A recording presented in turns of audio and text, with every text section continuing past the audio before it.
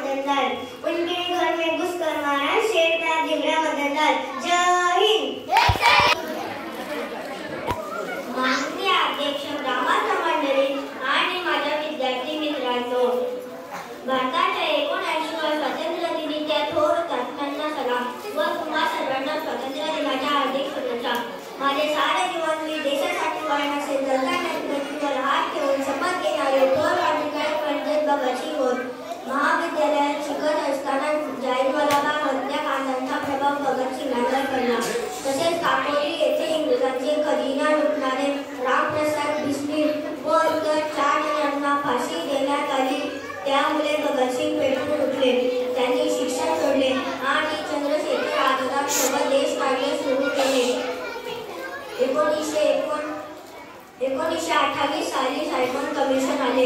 Simon कमिशनचा विरोध करणारे लाला लजपतराय यांच्यावर पोलिसांनी लाठीमार केला.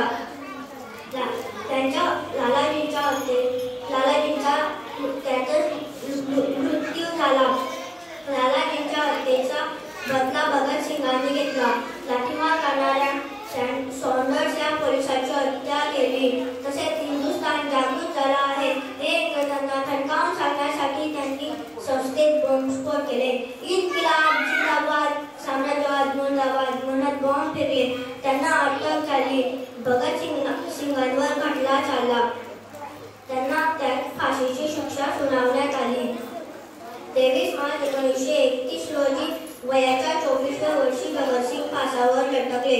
त्यांच्या विषयी मी एवढेच म्हणेन, इन्किलाब जिंदाबाद हा एकच होता त्यांचा नारा. इन्किलाब जिंदाबाद हा एकच होता त्यांचा नारा. सरदार भगतसिंगांना होता भारत देश प्यारा. सरदार भगतसिंगांना होता भारत देश प्यारा. भारताचे 79व्या स्वातंत्र्य दिवसाच्या सन्मानामध्ये प्रणाम आणि तुम्हा सर्वांना स्वातंत्र्य दिनाच्या हार्दिक शुभेच्छा. भारतातील सर्वात तरुण वयाचे क्रांतिकारक म्हणजे खुदिराम बोस हे होते.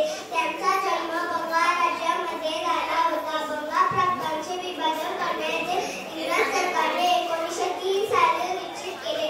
लोकांमध्ये असंतोष पसरला. बंग आंदोलन सुरू झाले. खुदिराम लाली बंगालच्या मालकीचा निर्णय अन्यायकारक वाटला. यासाठी आंदोलन करणाऱ्यांना कठोर शिक्षा देण्यात येऊ लागल्या. यात प्रमुख असणाऱ्या न्यायाधीश किंगफोर्डला मारून सरकारचे विरोध खुदिरामने पक्के ठरले. 30 एप्रिल 1905 या दिवशी किंगफोर्ड यांच्या गाडीत बॉम्ब फेकून त्यांना ठार मारण्याचा प्रयत्न करण्यात आला. परंतु तो दुसऱ्या एका गाडीत फेकण्यात आल्याने त्यातील 2 महिला ठार झाल्या. किंगफोर्ड मात्र बचावला. घटनेच्या दुसऱ्या दिवशी खुदिराम बोस पकडले गेले. त्यांच्यावर घटना करण्यात आला. 11 ऑगस्ट 1905 या दिवशी फासावर चढवण्यात आले. देशावरच्या अन्यायाचा सहन न करणाऱ्या खुदिराम बोस विषयी एवढेच म्हणेन, देशावरच्या अन्यायाचा घेण्यासाठी बदला. देशावरच्या अन्यायाचा घेण्यासाठी बदला. खुदिराम बोसने केला किंगफोर्डवर हल्ला. खुदिराम बोसने केला किंगफोर्डवर हल्ला. भारताचं स्वातंत्र्य चिरागू हो. जय हिंद. माननीय अध्यक्ष, ग्रामस्थ मंडळी आणि विद्यार्थी मित्रांनो, आज भारताचे 79वा स्वातंत्र्य दिन. सर्वांना स्वातंत्र्य दिनाच्या हार्दिक शुभेच्छा. रामोशी यांना उमाजीला मदत करीत असून उमाजी राजे होऊ ना. छत्रपती शिवाजी सारखे राज्य स्थापन करू शकतो या शब्दात त्यांचे वर्णन केले होते. ते कार्तिक मध्ये उमाजी नाईक होत. उमाजी नाईक यांचा जन्म पुणे जिल्ह्यातील दिवडी येथे झाला. उमाजीच्या कुटुंबाकडे पुरंदर किल्ल्याच्या संरक्षणाची जबाबदारी होती. 1803 साली पुण्यात दुसरा बाजीराव पेशवा झाला. त्याने इंग्रजांचे ऐकून पुरंदरच्या रक्षणाचे काम रामोशी सभासदांकडून काढून घेतले. यामुळे उमाजी संतापला. माझ्या देशावर परकीयांना राज्य करू देणार नाही अशी शपथ जेजुरीच्या खंडोबासमोर उमाजीने घेतली. उमाजीने बंड केले. देशासाठी लढत असलेल्या प्रजाही त्याला साथ देऊ लागली. उमाजीला पकडण्यासाठी इंग्रजांनी सैन्य धाडले, पण उमाजीने 5 इंग्रज सैन्याची मुंडकी कापून पाठवली. त्यामुळे इंग्रज चांगलेच धास्तावले. इंग्रजांनी उमाजीला पकडण्यासाठी 10,000 रुपये बक्षीस लावले. कालोजी नाईक व नाना चव्हाण हे उमाजीचे मित्र पितूर झाले. 15 डिसेंबर 1831 रोजी उमाजी नाईक असततच फासावर चढले. त्याच्याविषयी मी एवढेच म्हणेन, देश आमचा माती आमची आम्हीच त्याचे वाली. देश आमचा माती आमची आम्हीच त्याचे वाली. साध्य बाळा इंग्रजांना उमाजीने गर्जना केली. साध्य बाळा इंग्रजांना उमाजीने गर्जना केली. जय हिंद. विद्यार्थी मित्रांनो, आज 15 ऑगस्ट म्हणजे भारताचा 79वा स्वातंत्र्य दिन. सर्वांना स्वातंत्र्य दिनाच्या हार्दिक शुभेच्छा. त्याच्या संदर्भात प्रामाणिकपणा शोधून सापडणारे राष्ट्रपुत्र महात्मा अधिकारी होते. ते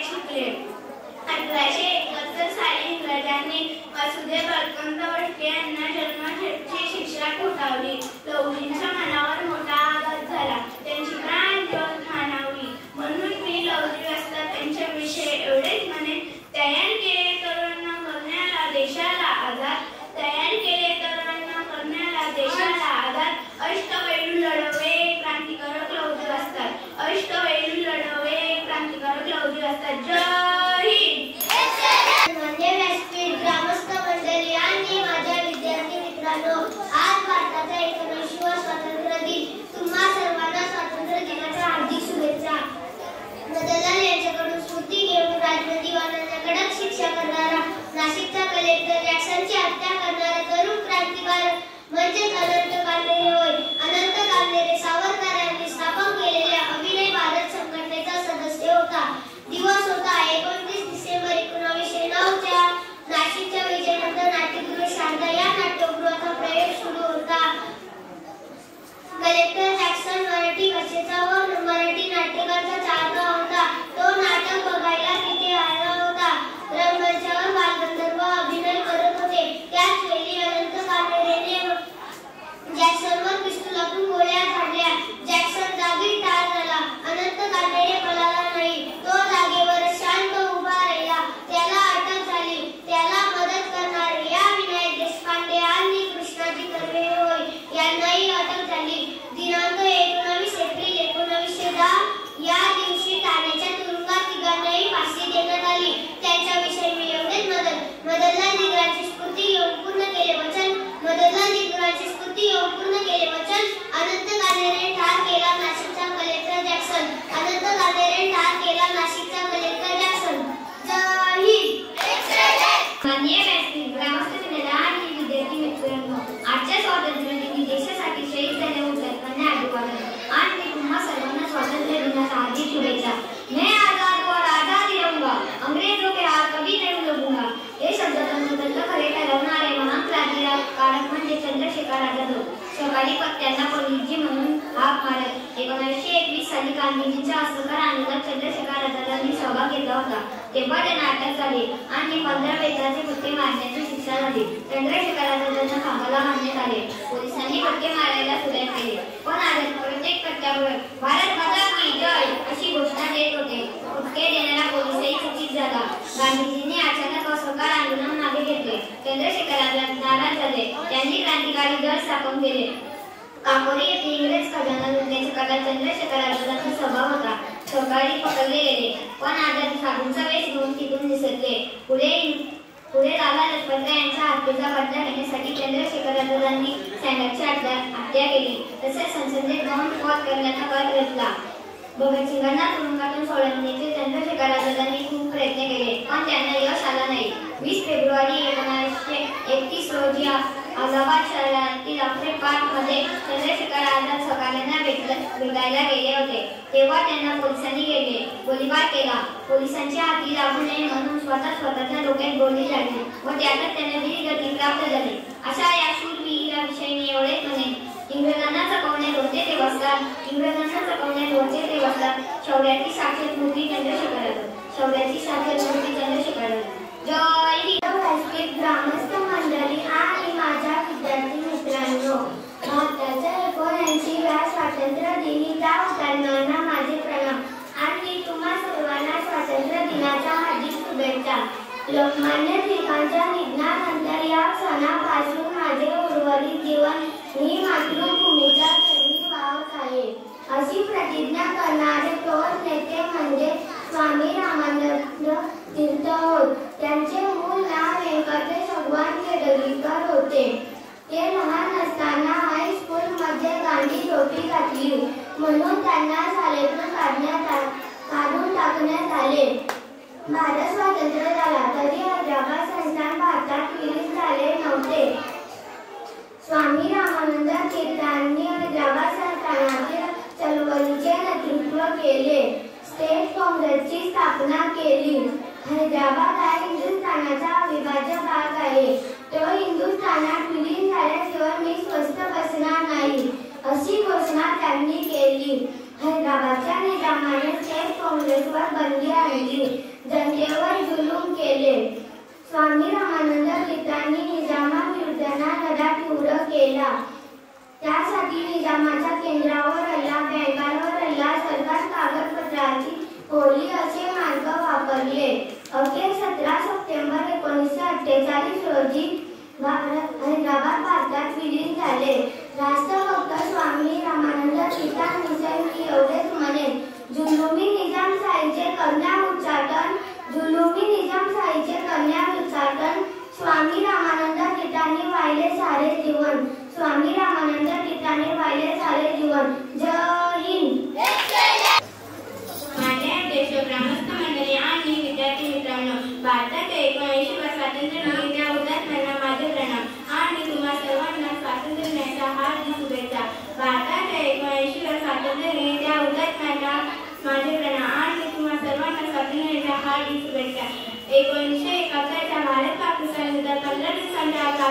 सेना ब्रिगेडियरने भारताचे सेनाप्रमुख म्हणजे सॅम मानेकशॉ होत. ते बांगलादेशचे निर्माते म्हणूनही ओळखले जातात. सॅम मानेकशॉ यांचे प्रशिक्षण डेहराडून येथे झाले. 1947-48 काश्मीर लढ्यात त्यांनी महत्त्वाची भूमिका पार पाडली. दुसऱ्या महायुद्धात जपान विरुद्ध लढताना त्यांना 7 गोळ्या लागल्या तरी ते डगमगले नाहीत. डॉक्टरांनी विचारले की मानेकशॉंनी असं उत्तर दिले, अरे कुछ नाही, एक गधेने लाथ मार दी. संकटांनाही असं सामोरे जाण्याचा त्यांचा स्वभाव होता. 1969 साली ते भारतीय सेनेचे अध्यक्ष झाले. 1977 साली पश्चिम पाकिस्तान व पूर्व पाकिस्तान यांच्यात संघर्ष सुरू झाला. इंदिरा गांधींनी मानेकशॉंना सैनिक तयार ठेवायला सांगितले तेव्हा मानेकशॉंनी इंदिरा गांधींना नकार दिला. युद्धात केव्हा उतरायचे हे मी ठरवण्याचे ठामपणे उत्तर दिले.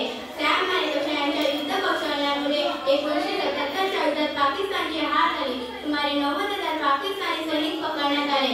अशा शूर सेनापतीविषयी मी एवढेच म्हणेन, नशा उतरवली पाकिस्तानची मुक्त केले बांगलादेशा, नशा उतरवली पाकिस्तानची मुक्त केले बांगलादेशा. भारताचे शूर सेनापती सॅम मानेकशॉ, भारताचे शूर सेनापती सॅम मानेकशॉ. ग्रामस्थ मंडळी आणि माझ्या विद्यार्थी मित्रांनो, आज स्वातंत्र्य दिनाच्या तमाम हुतात्म्यांना माझा सलाम आणि तुम्हा सर्वांना स्वातंत्र्य दिनाच्या हार्दिक शुभेच्छा. भारतीय स्वातंत्र्य लढ्यातील एक अग्रेसर नेते आणि देशभक्तांचा देशभक्त म्हणून ओळखले जाणारे शूर योद्धे म्हणजे नेताजी सुभाषचंद्र बोस होत. नेताजींनी दिलेला जय हिंदचा नारा आज भारताचा राष्ट्रीय नारा बनला आहे. भारताच्या स्वातंत्र्यासाठी जे जे करता येईल ते नेताजींनी केले. इंग्रजांनी त्यांना नजर केले ठेवले, पण शिवाजी महाराजांची युक्ती वापरून त्यांनी इंग्रजांच्या हातावर तुरी दिल्या. तिथून ते जर्मनीला गेले. तिथे ते जर्मनचा हुकुमशहा हिटलरला भेटले. हिटलरने कोणतीही मदत केली नाही. तिथून ते सिंगापूरला गेले. सिंगापूर येथे रासबिहार बोस या क्रांतिकारकाने आझाद हिंद सेना स्थापन केली होती. त्या सेनेचे सेनापती पद नेताजी सुभाषचंद्र बोस यांनी स्वीकारले. नेताजींनी आझाद हिंद सेनेला चलो दिल्लीचा नारा दिला व जय हिंद हे कौतुके घोषवाक्य बनवले. बघता बघता आझाद हिंद सेना भारताच्या पूर्व सीमेवर पोहोचली. इंग्रज सेनेचा पराभव होऊ लागला. इंग्रजांनी शरणागतीची तयारी केली होती, पण एका फितुराने फितुरी केल्याने आझाद हिंद सेनेवर हल्ला चढवला.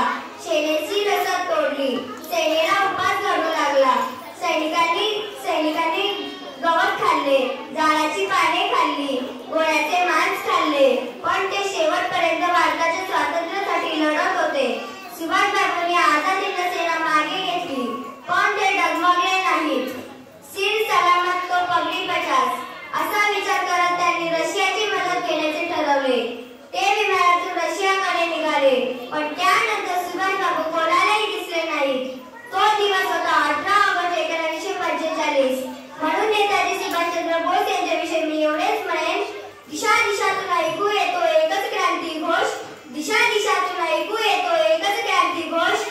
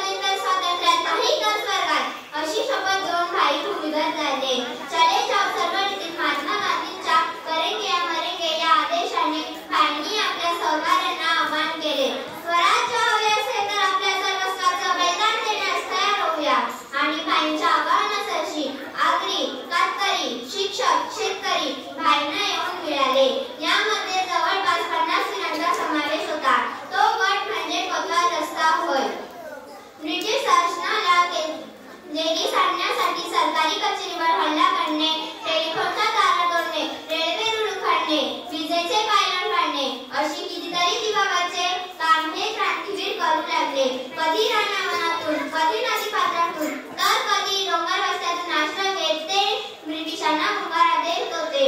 नामोहरम झालेल्या ब्रिटिश सरकारने भाई कोतवालांना पकडण्यासाठी 2500 रुपयांचे रोख इनाम जाहीर केले. कोतवाल दस्त हा मुरबाड तालुक्यात सिद्धगडच्या जंगलामध्ये आश्रयाला होता. तेव्हा पुन्हा एकदा गद्दारीचा कोळसा उघडला गेला. क्रांतिकारकांच्या वसतिस्थानाच्या बातम्या इंग्रजांना पुरवल्या गेल्या. 2 जानेवारी 1943 रोजी पहाटे भाई कोतवाल व सहकारी दुसऱ्या सुरक्षित ठिकाणी जाण्याच्या तयारीत होते. तेव्हा इंग्रजी अधिकारी हॉल आणि त्याच्या 100 बंदूकधारी सैनिकांनी त्यांच्यावर हल्ला केला. त्यामध्ये इराजी पाटील जागीच मृत्युमुखी पडले, तर वीर भाई कोतवाल यांच्या मांडीमध्ये गोळी लागली.